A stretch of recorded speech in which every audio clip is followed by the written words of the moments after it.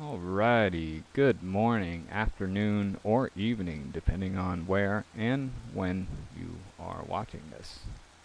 I am Wudson, and today I'm going to do a quick start guide to Against the Storm, which is a city builder roguelike game that's pretty fascinating. It sort of solves a lot of the sort of late game boredom of a lot of city builders where you're just min-maxing different values.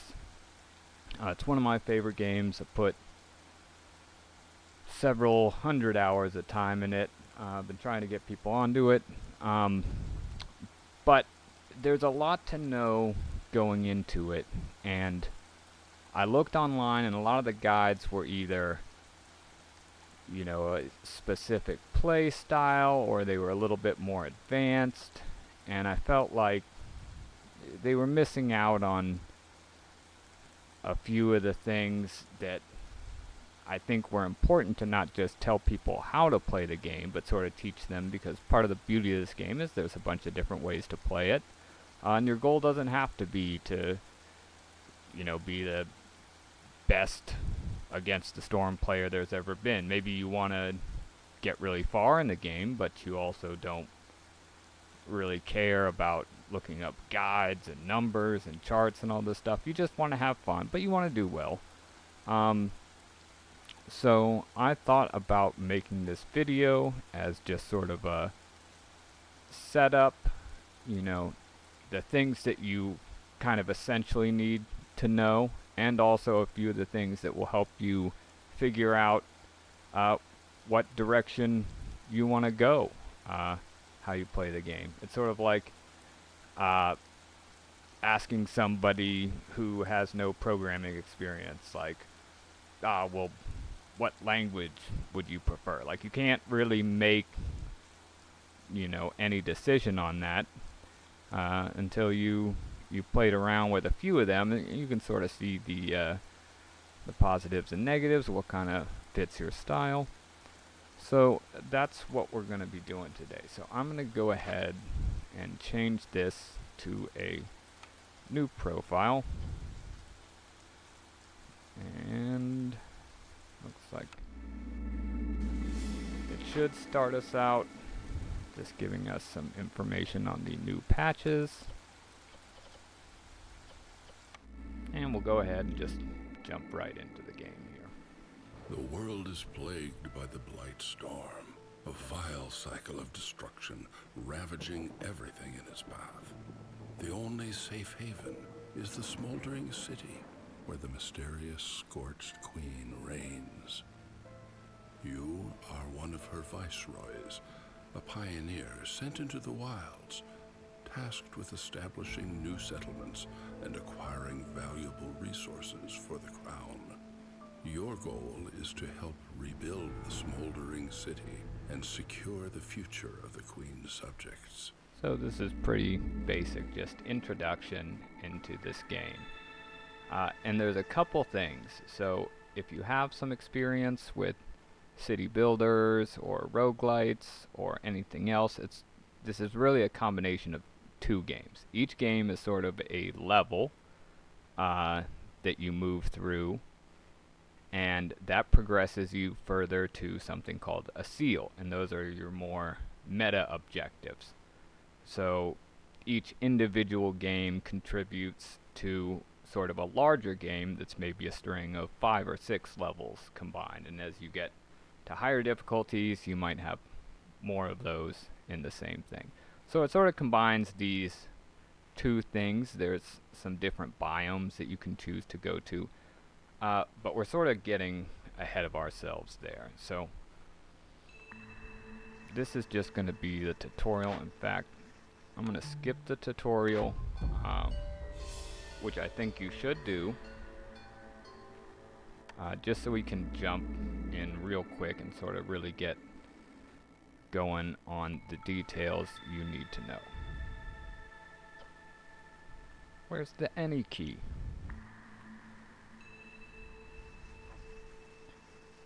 And again, the tutorial stuff is you should read that. I'm not going to go over all that because you'll just sort of learn that as you go. But sort of getting into, no matter what your play style is, the first thing you should do is get a woodcutter's camp. Usually two. And it can be a preference, but you're going to need to find new resource nodes. A lot of the gameplay is going to revolve around at least opening a few glades. And you'll sort of see if you watch any people playing on the higher difficulties, you want to hold off making your decisions on cornerstones and everything else until you sort of have some more information. So let's start out real quick here. There's a lot going on the screen if you've never played before. So let's start right down at the bottom left. If you hover over here, this is your reputation. Now, depending on the difficulty, there'll be a certain amount. Let's just say you need to get 10 reputation points to win. So 10 victory points, essentially. But compared to a lot of other city builders, you also have the Queen's Impatience you can see down here at this red bar. And that's going to mean that you have to hurry up. You have to complete these objectives before that bar gets too high. Although you will find out that every year that goes by, you can see if you move your cursor up to this little eye, that year's multiplier. So the longer you take, the more difficult the game is going to be. And it's pretty well balanced with this Queen's Impatience. So that should give you a good idea of the difficulty level. So every year that goes by, it's going to be a little bit harder, but you'll have more resources to deal with it. And it's, a pretty good scale of how it works out. Anyways, getting back to the point of victory points, we have a couple different ways that you can earn victory points. Now, the first and most common, as you'll learn, is you'll get orders that'll pop up here. You can't miss them. And you'll get to pick from 1, 2, 3 later on when you level up. And if you complete those orders, you will get 1 reputation point, and that'll move you closer to victory. And in the beginning, the game sort of sets you up, so that's the way you get points. But there's also other ways to get victory points, or in this game they're called reputation. The second most common way for new players is you discover glades, and there is what's called an event in the glade. So it may be a box, which are called abandoned caches, or some sort of thing, and it'll give you the option to gain some victory points or reputation in this. So that's another way you can do that. And depending on how much cost it is to do these little quests, that will be how much. So some only give half a point of reputation, some give 1 point of reputation. I'm going to use victory points and reputation interchangeably because I think people will understand more victory points. The victory points are the victory conditions. Now the third way that you can get these victory points is by having high resolve. And resolve is how happy your villagers are. So if we see up here, we have a little tab that we can click on. And these are going to bring up the specific things for each of the different classes. Here we have lizards, we have beavers, and we have humans. They like different things. Obviously all of them like to be housed. And that gives you 3 extra to their resolve. And you can also see there's a little blue line here. Once these numbers turn blue, you will start getting a certain amount of fractions of victory points per second. So those can be pretty good. And they're really powerful early on when you're just starting. But remember, as you sort of progress through this, again, this isn't just a step-by-step guide, but you'll want to incorporate all 3 of these ways.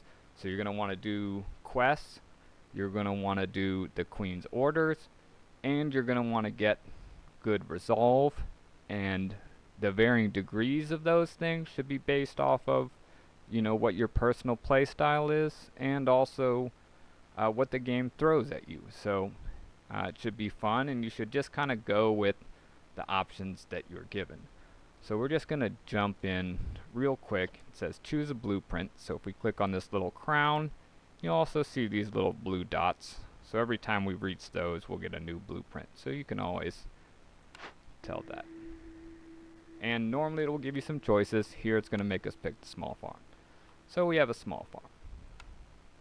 Now this is sort of like the tutorial mission, but let me show you real quick how I think one of the best ways to start out is. Go ahead and make one woodcutter over there and one over there. You can hit spacebar to unpause, and 1, 2, 3, 4 will change these speeds up here. Now if we pause it and look at the woodcutter's camp, we have a couple different options here. So we have fell all trees, which is going to be marked. Avoid glades except marked, only marked trees. And it says if you hold shift, you can change all of them. So before these buildings are even built, you can change the settings. So hold the shift key and click avoid glades except marked. And that will help out a lot, because you really want to choose when you open glades. So that'll prevent, you're in the middle of doing something else and all of a sudden you've triggered something you're not ready to deal with. Maybe there's a timer on it. So here we have the orders. We're going to check this out. And again, normally it will give you some choices, but this is a tutorial. So we have the small farm and the farm fields, and it will give us a reward of 2 humans and 25 barrels. So pretty simple. Now here's the next thing that you'll notice with these buildings. There's a little icon next to the beaver, but not on the other ones. So we can look here and see that we get a specialization bonus proficiency. So proficiency means they do better.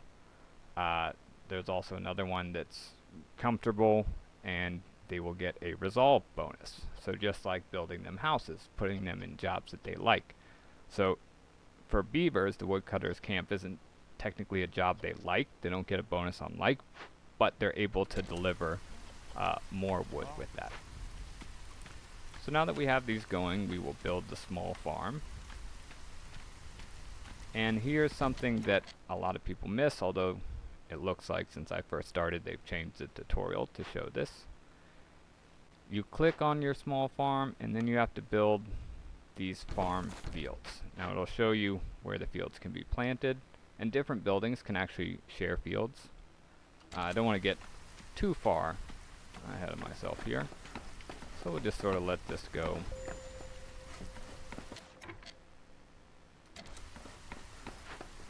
There's a little thing there. So we can see we're getting a little bonus here for the humans instead of the beavers. And if we just cursor over, we can see they get a plus 10% chance of doubling their yield, which is the same as the woodcutters. So here's one of the cornerstones. So when you start moving along, every year you will get a new cornerstone, or by some events. And this, again, these are super important. Some I think are better than others, but it really goes, even if there is what people say is a really good cornerstone, if it doesn't fit your play style, or even the play style on that current run, then don't get it. So we already have the farm here. Now these are pretty good. I will use this to talk about real quick. You have to think about, and there is debate on these things, but I think as a new player, especially early on, if you get one of the cornerstones being something per minute that you're guaranteed to have before you're sort of working on all these other things, I think that's a great choice, actually, because you say plus 50 to the amount of goods. That is really good, but I think most new players are going to have more of the basic resources than they know what to do with, because one of the harder things is learning how to process all these resources, and processing barrels is one of those things. So we're going to go ahead and take that, even though you could argue the farm would be better. So now we've completed this, it'll show up here in the top right where our orders list is, so we can always keep track of them, which is very nice. We will deliver that, and we can see our rewards down here. And a new order popped up. This is to build 2 woodcutters camps and 2 shelters, and we'll get these rewards. So very good. So all we have to do is build the houses. Now I'm going to go ahead and build some roads here. You don't need roads, they make your villagers go a little bit faster.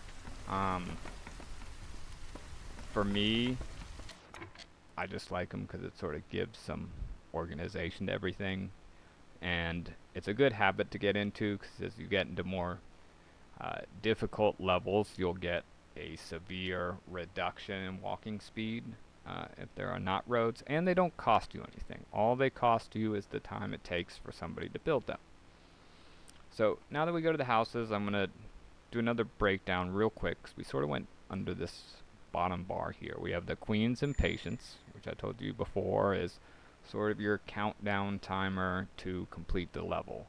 And we have the Reputation, and this will also show if you're getting high resolve bonus, which remember is from your villagers being happy enough that these green numbers turn blue from fulfilling this extra tab.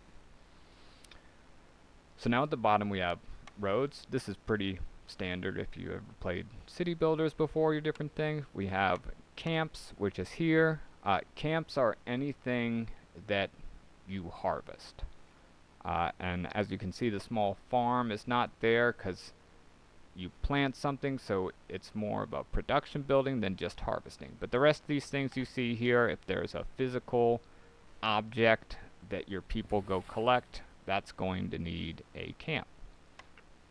Then the next one we have is food production. So this is going to be anything that uses fertile soil, and it's also going to be anything that processes food. So as you play a couple more levels, you'll unlock a field kitchen, and those will let you turn raw food into processed food, which you should always do, because you can see here, not only, like let's say biscuits here, we get +5 max resolve to both of these guys for feeding them biscuits. But just because biscuits are not on here does not mean that the lizards won't eat the biscuits. They will, and they will prefer it. Well, they won't prefer it, but it will use up less resources. So let's say you make raw meat into jerky. The jerky is going to be more total food than the meat that was used to make it, if that makes sense. So anytime you process food, you're actually gaining more food. You're making, so let's say 10 raw food gets processed into something else, you essentially get, you know, let's say 20 of the product food. So even if your people don't like that food, it's still better because you're getting a better yield from it.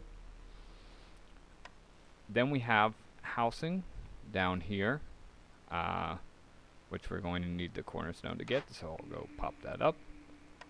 And it houses 3 people. And you can see here, we'll just plop 2 of those down. And just to keep going on this track of the bottom, then we have industry. This is going to be similar. A lot of the times it'll be sort of confusing between the food production and these, but it's processed material instead of, so this one is processed food, this is processed materials, and if we hover over we can see it makes planks, fabric, bricks, and pipes, and those are sort of the foundation. Then we have city buildings, trading post, small hearth, and small warehouse. I'll get into those in a second, and the tutorial will probably go over it. Again, I don't want to rehash too much about things that it's already showing you there, because you can just play the tutorial, you'll figure that out. But I just want to sort of explain why you want to start with this. Again, these woodcutters, you need wood for fuel to fire your hearth. If you click on the hearth here and hover over with your mouse, you can see we have 24 wood, 18 coal, 0 C-Miro, and you can You can mess around with all these things. You can see the lizard. Again, like with any of these things, if you hover over, you don't click, you just hover over, you'll see what the little bonuses are.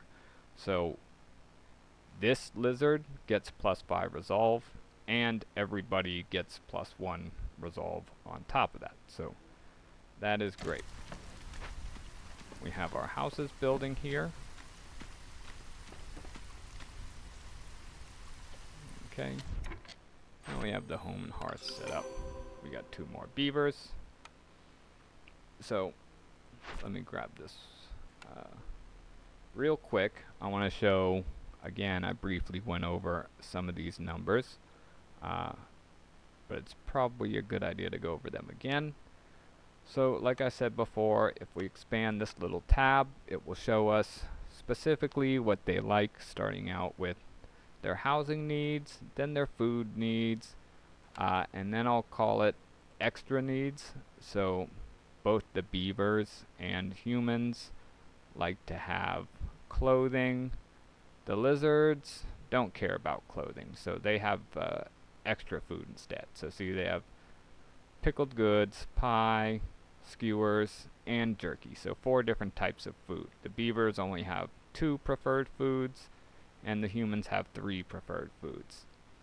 And then these last things are services, as you can see in the sort of tan text there. We will get onto that in a minute. So I'm going to go ahead and pick this cornerstone, and this is a small trapper's camp to collect meat. So these little things, and here's another just interface thing that you might like to know.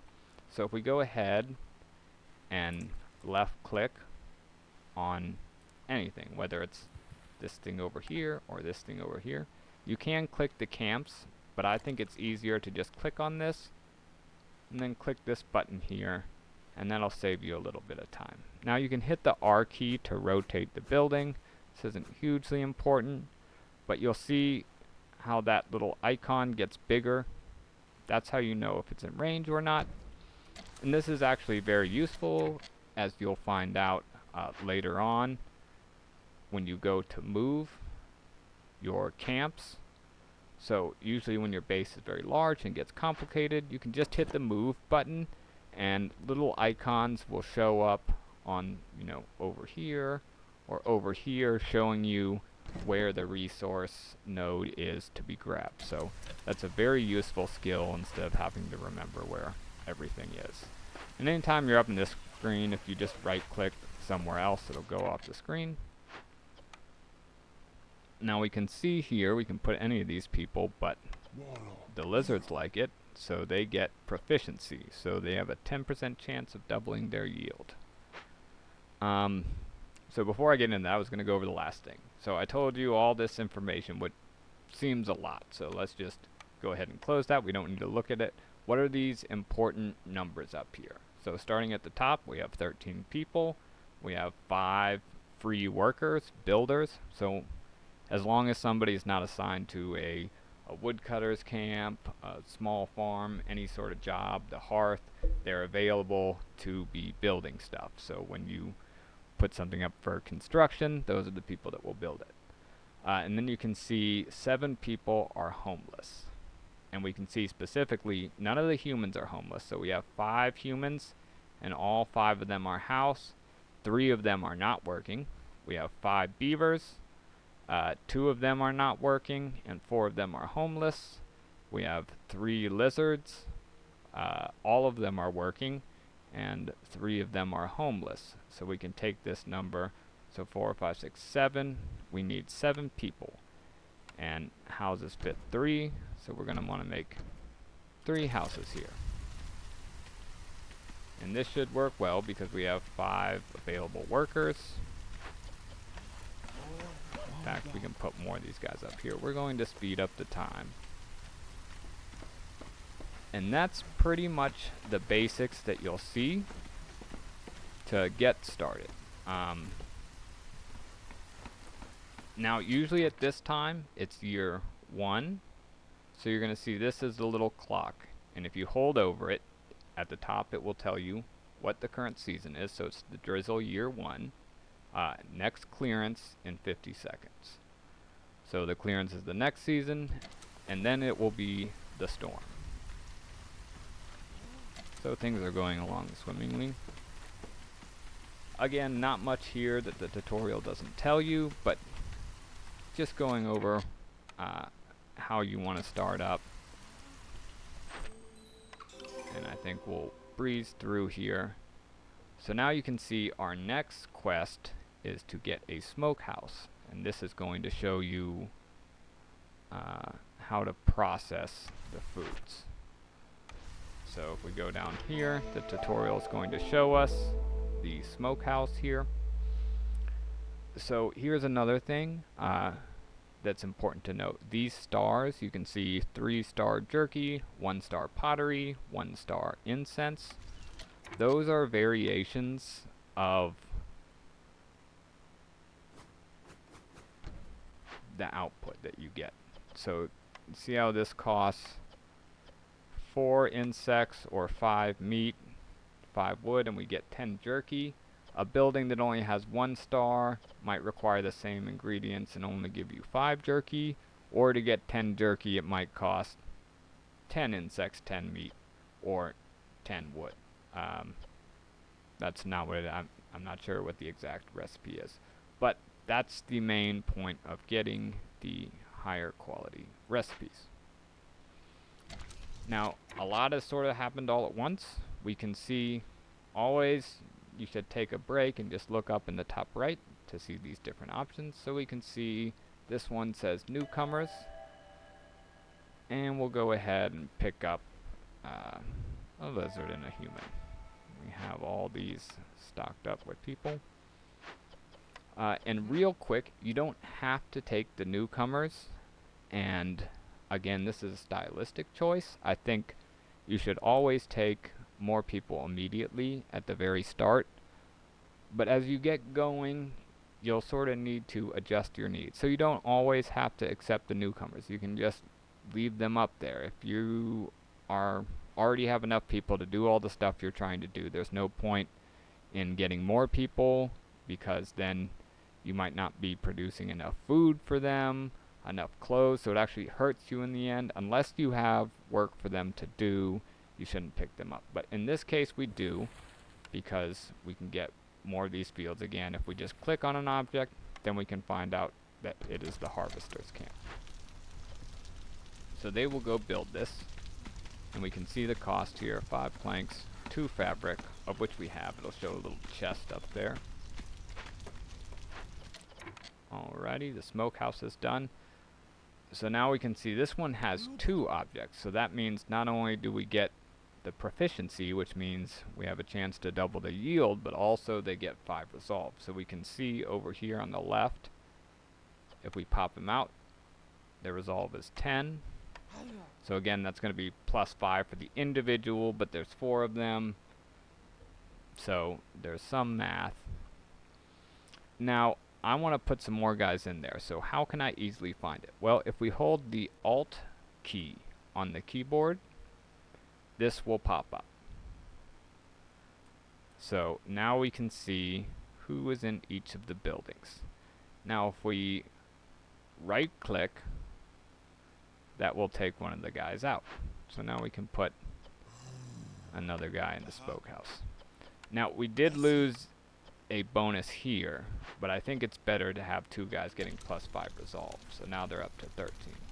In fact, if we even wanted to put one more in there, we could see it's jumping up to 14, which is almost enough to get that reputation threshold. If we cursor over, we can see current resolve is 14, future resolve 14, reputation threshold 15. And they like jerky, so that will do that. Okay, now real quick, one other thing that it sort of doesn't go over, and I sort of passed this by a little bit, is most of these production buildings, you'll see there's a little spinny thing here.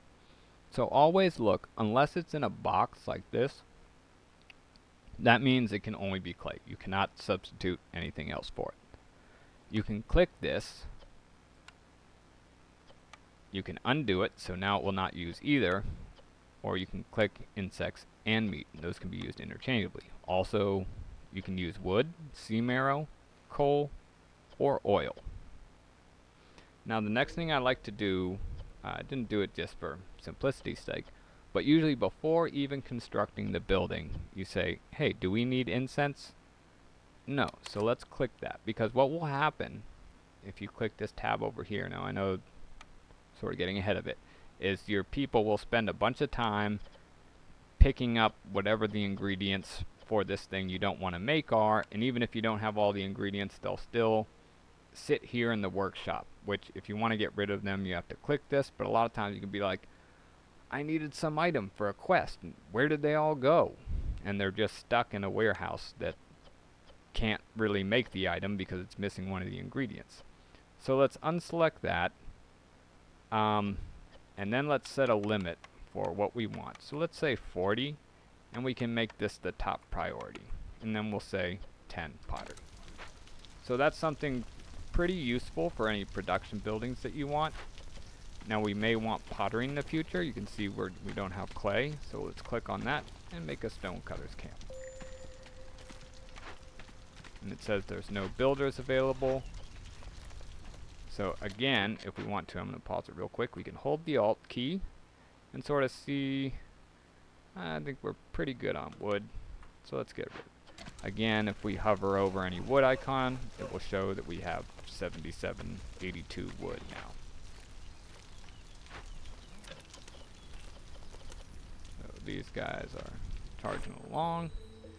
And now we have gotten, oh, that, I guess in the quest, it will teach you, if you just follow the instructions, that you need to change ingredients. And this will give us +1 meat production, which is really good. So every time they harvest food, you get that.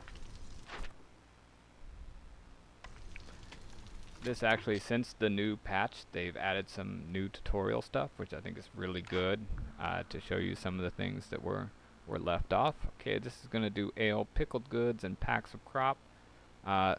So we already saw that pickled goods with some food. Ale is what's called a luxury good, so that will be used in services only. They won't drink the beer unless you have a service building, and that goes for all service goods, so it's important to know that. The pack of crops are what's called trade goods. They will not consume those either. So we'll go ahead and build our brewery here. Now just another note, you can build over top of fertile grass. You can always move the building later. It's perfectly fine. So it's no problem. So now you can see we're in the storm. And again, the tutorial will sort of go through this. But as you get better, one of the things you should be aware of, and you'll hear that sort of storm thing, is as you progress through the game, the storm will get harder and harder to deal with. There'll be more bonuses, so that's sort of like your survival time. So even at the very beginning when you're starting, it's a good idea to sort of, you know, have an idea of what your plan is going to be. So in the real hard levels, as you get more years, you know, people might start leaving, it might kill people. This is a tutorial mission, so it's not going to be too bad. And we'll go ahead and see here. This is going to start the storm. They'll probably drop some resolve. But otherwise, it seems like we're doing pretty good.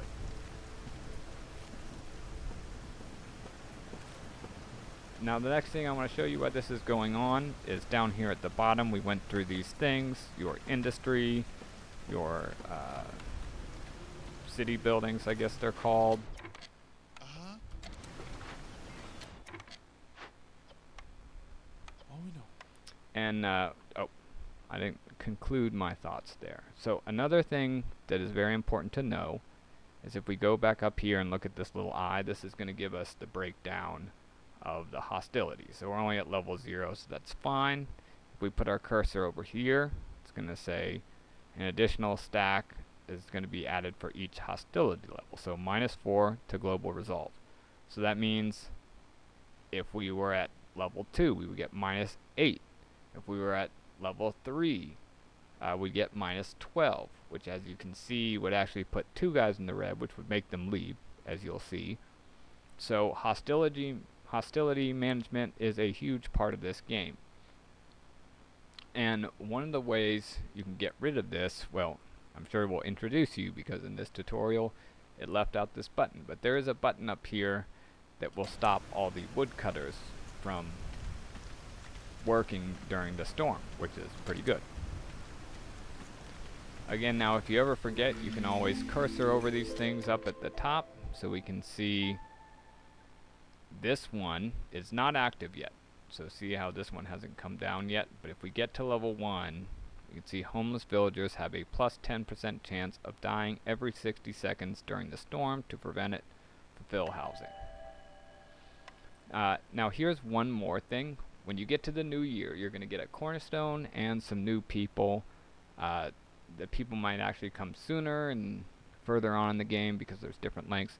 But the important thing is, you should always look at the cornerstone before you pick up the people, because sometimes you might choose a cornerstone that gives anybody that joins your village brings extra goods, and that way you can sort of synergize those things. So plus 50 to the amount of goods produced in the brewery and specialized grain farming techniques. And while we're here, I have something else to say on this too. There's a lot of different cornerstones that increase the production by +1 every 25 times they are produced. And this is one of those win more situations. So just so you're aware, it takes a while to pay off on these things. But when they do, it'll sort of get crazy. You know, I had +1 mushroom production one time, and I ended up having like over 1,000 because they were harvesting 40 mushrooms. And of course, again, it's the win more. It doesn't cause you to win, but you can win more.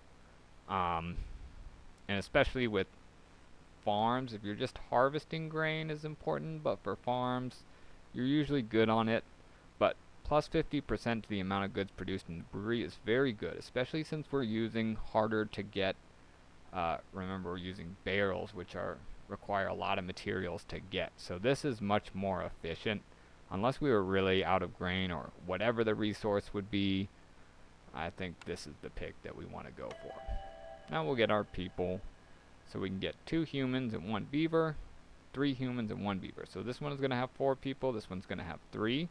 And down here is the goods they bring along. And like I said, if you picked up a cornerstone, some of them will have your people bring more goods, and they might also have additional goods that they bring as well as this.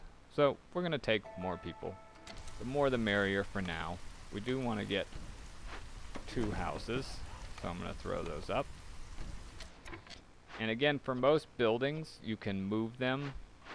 For most gathering buildings, you can move them no cost, so you can use this move button.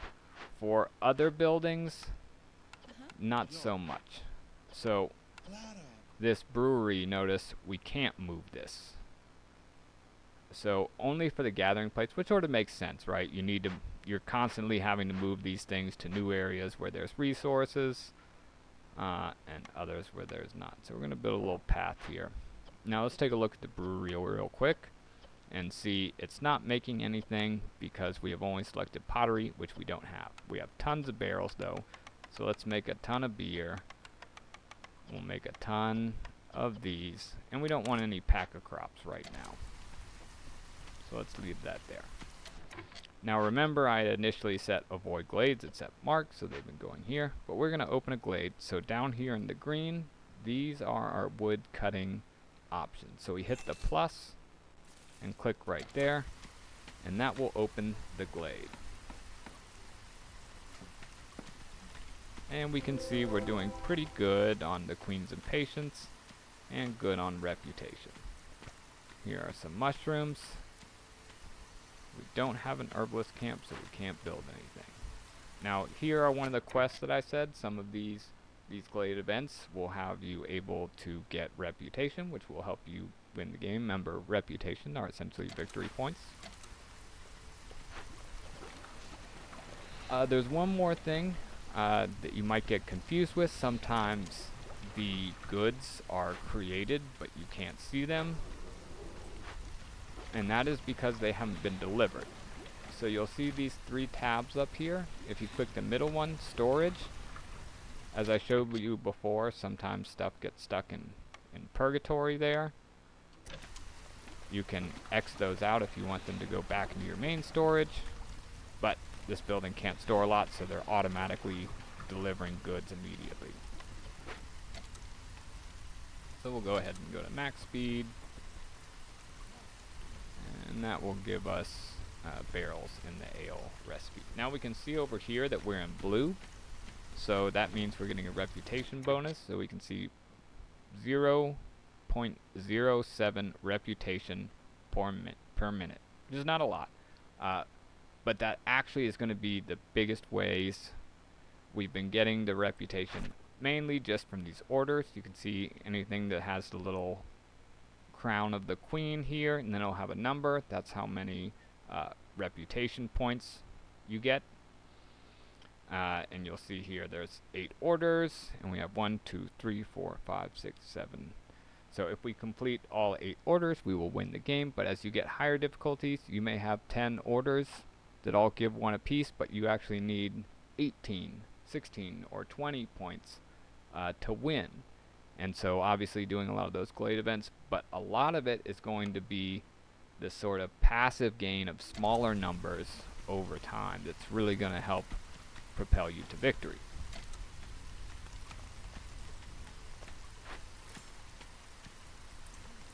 We can click on individual ones here, so you can see the trapper. They're gathering their last one, and soon we'll need to move it, as I was saying before.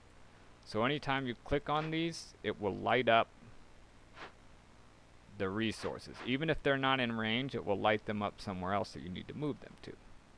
You can also click on the individual resource that you're trying to gather. Sometimes I've had this before. It's not super important, but it's in the way of one of your buildings. So you want, let's say it's over here, you want them to get rid of this one first. You can change the priority, and that just means that they will gather all of that till it's done. And while we're here, I will say one more thing, is that resources have bonus things as well, as I'm sure you saw. So this means every time they gather, they get a 75% chance of getting copper ore and a 30% chance of getting roots. This one, they get a 20% chance of getting leather. And these big ones usually give you better bonuses, but these are actually pretty important. So sometimes, especially on certain biomes, that might be the only way you're getting that resource. So it's good not to necessarily overlook that. Now we're still getting resolve from these guys. One more, just since you guys can do the tutorial and I don't want to spend forever on this, is we have this favoring button, and that'll make the resolve of the other creatures go down, but yours go up. So if we click this, now we're going up to 31, which is huge. You can see we're getting a lot of points because they're fully housed. They have jerky, which they like. They have pickled goods, which they like. So we're doing really good. And now we're getting 0.1 reputation per minute. So now we're really going. We can finish this quest. It'll give us some lumber. Now it wants us to build a tavern, which I'm sure it's going to give us. Now this is what I was saying, the service building. So of course this is a tutorial, but let's say you're now in a real game and you're uncertain of what you want. So the first thing, anytime you get some service buildings up here, pull up all of your tabs of the different species that you have. So lizards, and the last 2 will always be their specialty. So let's bring this back up. If we hover over, we can see there's the clinking beers, which is leisure, and the little cup of wine, which is luxury. So we can see only the humans, the humans and the beavers both get. That's pretty good. We're getting 2 out of 3. And then for luxury, only the beavers have luxury. So 2 out of 3 are getting a bonus, and 1 out of those 2 are getting a double bonus. But there's one more thing that's very important to know when you look at these things, which is to click on this little magnifying glass here. Now this will show you the passive effects, which are super, super important. One of the biggest factors determining if you win, especially at higher difficulties. And what this means is if you have X number of people, in this case 3 number, sometimes it's 2 or 1, you will get this. And this says it's a +3 to global resolve. Same building effects do not stack. So that's great. And it also shows you we need ale to have the leisure fulfilled, and we need wine to have the luxury fulfilled. So sometimes you might want to take a service building, even if it's worse on what your people need, just because it gives you such a good bonus. For example, there's one service building that gives you a bonus to global resolve based off of how much goods you've sold. And if you're running a trading city, that can be extremely useful because you're already on that trajectory anyways, and it'll quickly spiral to you're getting, you know, +6, +8 to global resolve. Everybody's in the blue. You're getting crazy amounts of points. We're still getting 0.1 reputation per minute.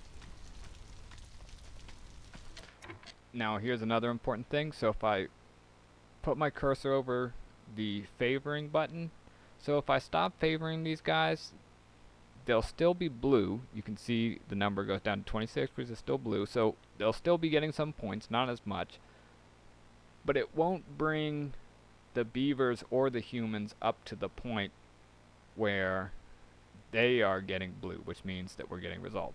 So, and they're not too upset, so we're not losing anything by having the lizards favored right now. So it costs us nothing. It doesn't make the humans more unhappy. If when we undid the favoring they were going to go into blue, then it would be a bad time. But anytime this is the case, there's nothing wrong with having that option. Now we can see this little exclamation point. That means nothing is happening. So if you see an exclamation point on a Glade event that you have people in, most likely you didn't click the button to start it. So be aware of these exclamation points. In this case, it means they're not working because we already have 43 jerky. So let's make a little bit more. Just give them something to do. We got our 50 ale. Very good. Now this tavern has this little stone. So missing 1 or more building materials required to complete the construction. So it looks like it has everything except for the fabric. Now for anything you're trying to get the construction done, you put your cursor over and it'll give you the different buildings that can produce that good. The weaver, the workshop, the granary. Notice how crude workstation is the only one that's in the sort of teal aquamarine color, and that means you have it. So the other ones in white, we don't have those buildings. So that means the only way we can get fabric is to build a crude workstation, which is going to be under industry. So we'll click that and we'll build the crude workstation. Now let's make sure on the side we have 1 free beaver and 3 free humans. We do have 2 homeless people, so let's go ahead and grab those people homes while we're here. Now we got this alert on the left, small trappers camp, and this is like I was saying before. Let's say there's a whole lot going on, you don't know what's happening. You click your trappers, you go to move, and just start moving. Now see up here on the top, you can see anywhere around, even if we go all the way over here, it's not going to disappear behind there. It's always going to show us that little icon of where this building should go. And perfect. There we go.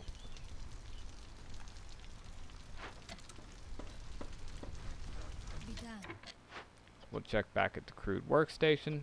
For now, fabric is our highest priority. Let's make sure we can make it. So all we need is plant fiber. Let's not make any pipes. In fact, let's not make bricks or planks.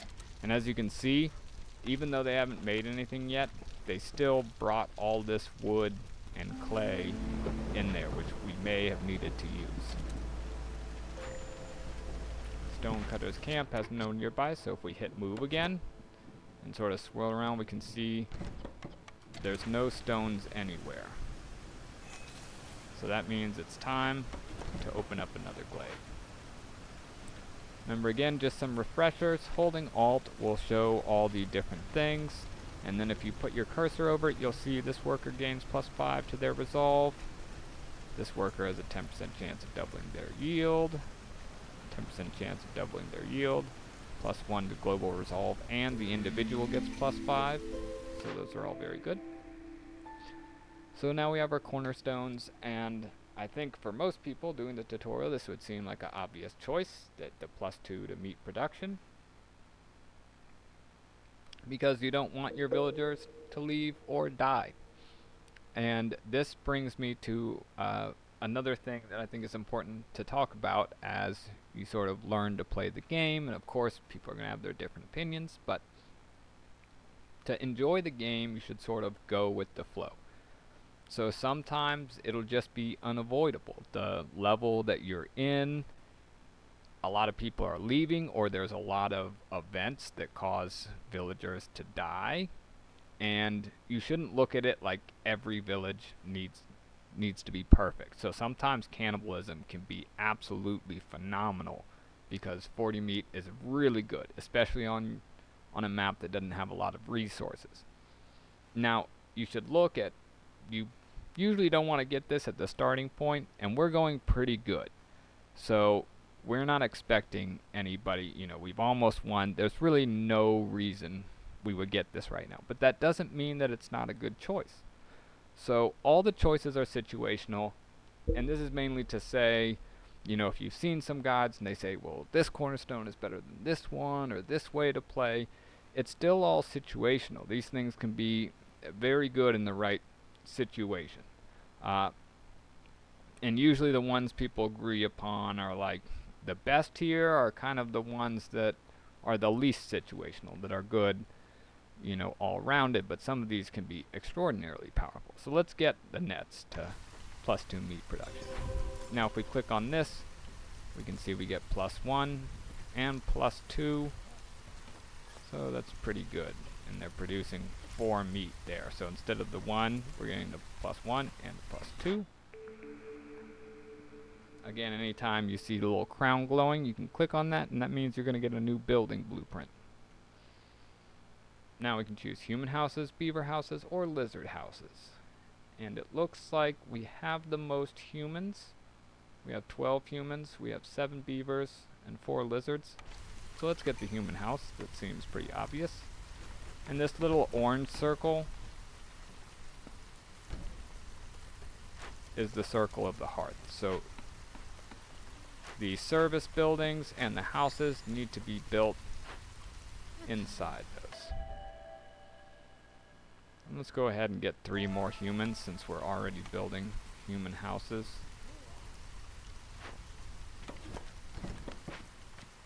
Now we're going to open up this glade here.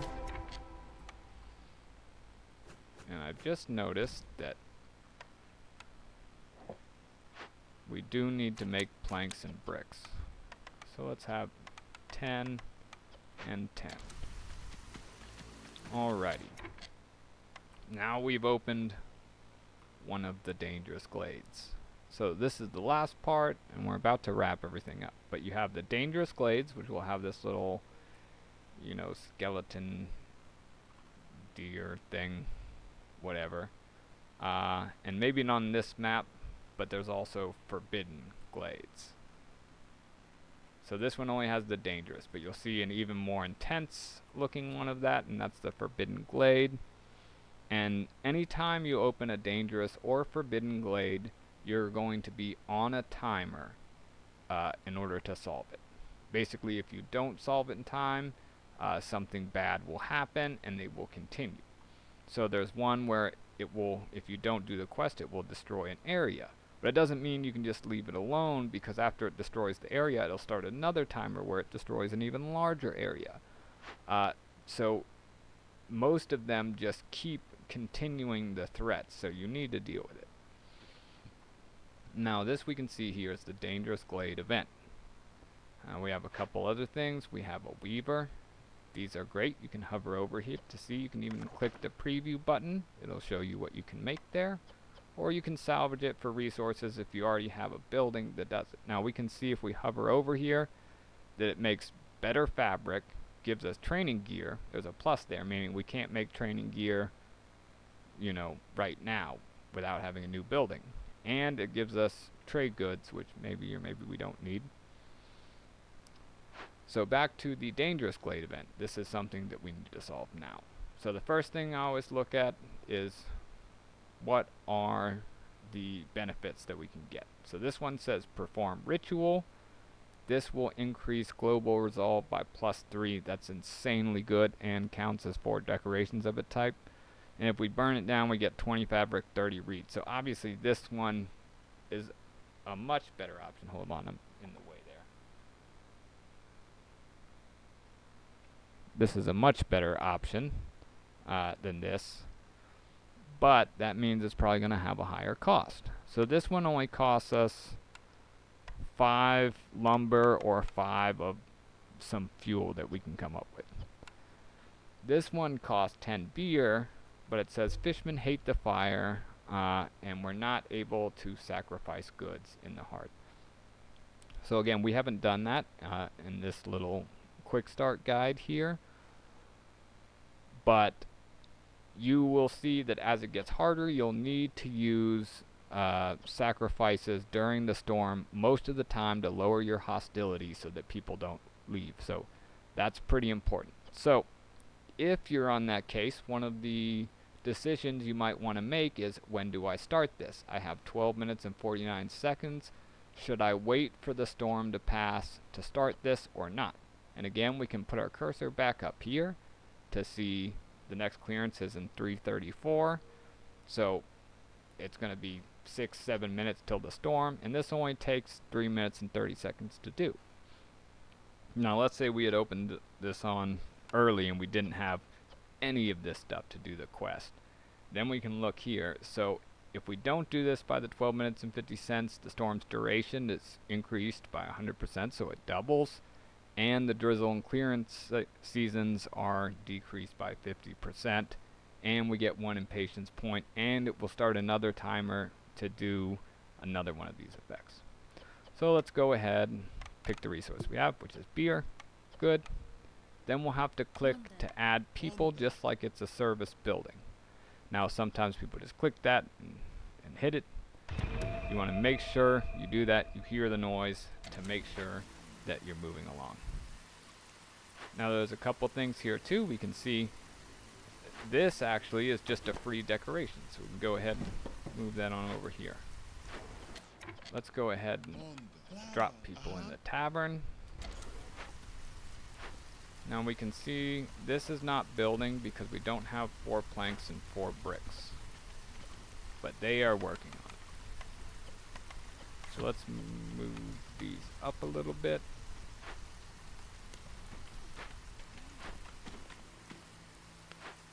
Now we can also see, again, you can use Q and E to move the camera around. I like to keep the camera at the same point, just because it makes me less confused. Now we can see one of those abandoned caches that I was talking about earlier. Now here's another way. So with the totem, there were no options to get the victory points, which again is called reputation in this game.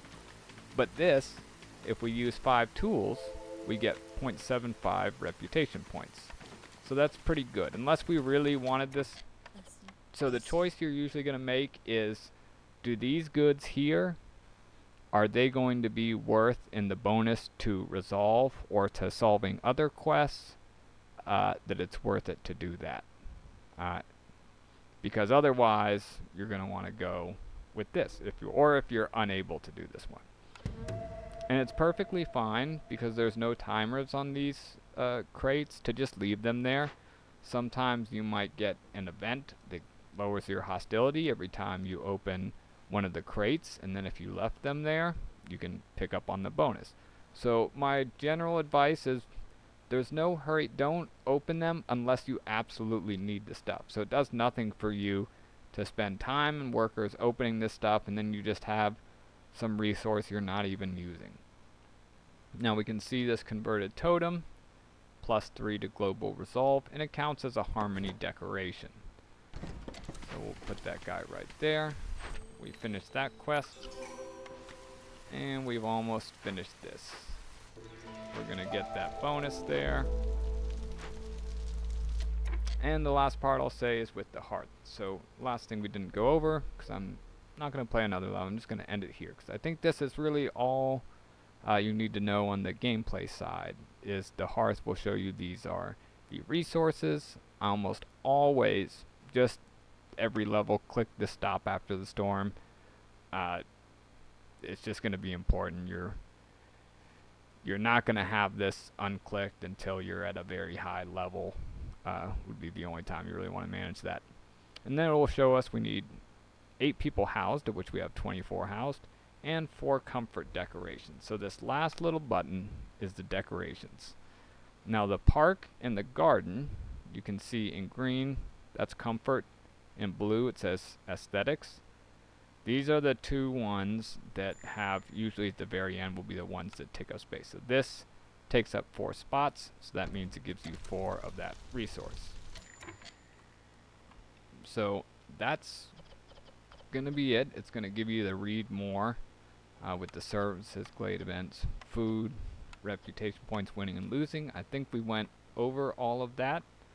You can see we're getting 0.14 reputation per minute and 0.15, so 0.3 reputation per minute. We're almost getting enough for the humans. So this would be a good time. We're stopping favorites. We're still getting the reputation bonus on all of those. Here's one more thing. So I could deliver this and obviously win right now. There are times when you don't want to accept the reward yet. So sometimes maybe one of the bonuses is 3 more people, and you finish the quest, you finish the order sometime during the storm, and if you accept them, they'll be homeless and maybe they'll die because of one of the storm events going on. So it's perfectly fine to wait until you have time to accept the rewards, depending on what they are.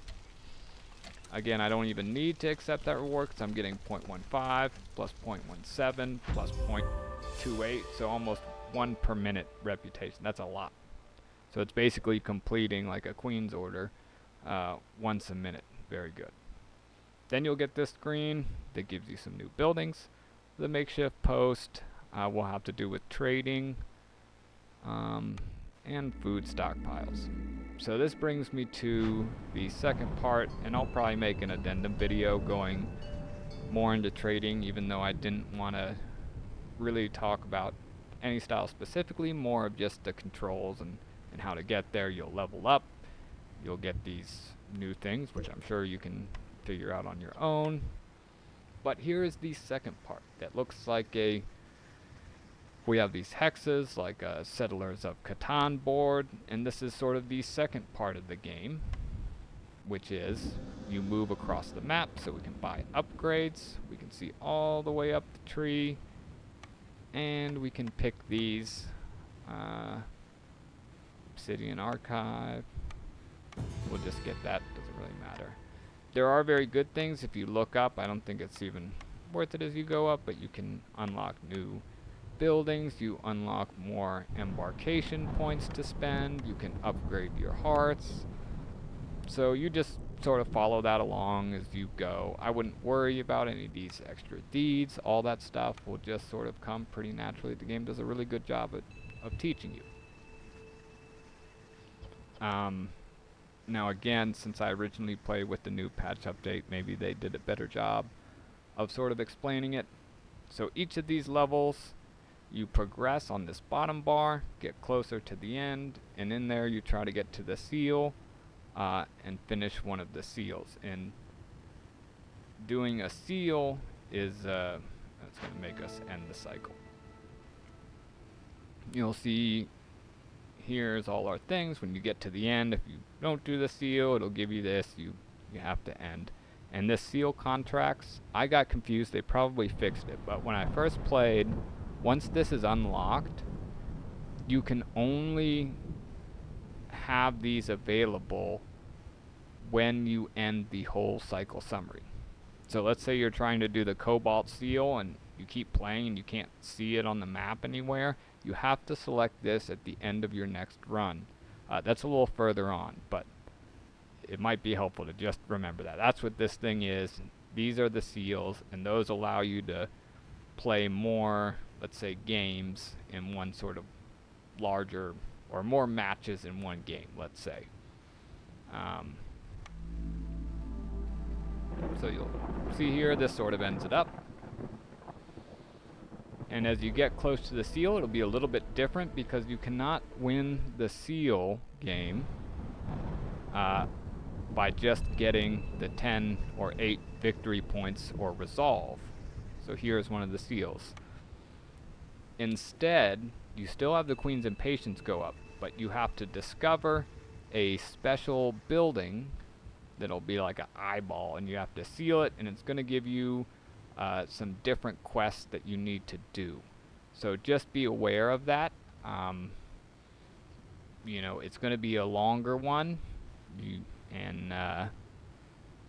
yeah, you'll sort of see as you get there. It's going to have a mix of different things that will help you learn the game. Like some might be, it'll give you some options just like the orders, but they'll be a little bit harder. It might be get to level 2 trading with 3 different cities. Might be have villagers have all their services satisfied. So some more complicated things. Again, I wouldn't worry about it too much. I think it's okay to just lose on that. You don't need to go looking up any outside information. Just sort of learn as you go on that. So I think I covered everything except training on this video. But that is a little bit more complicated thing. I might make a separate video. I think this is already long enough for a quick start guide. It's not very quick, I guess. So anyways, I hope that was helpful, and I hope will help you guys enjoy Against the Storm as much as I have. I've played this game for several hundreds of hours easily, and it's just been a joy, and most of that is just, you know, figuring out so many different ways to play. So anyways, good luck, and happy trudging the storm out there.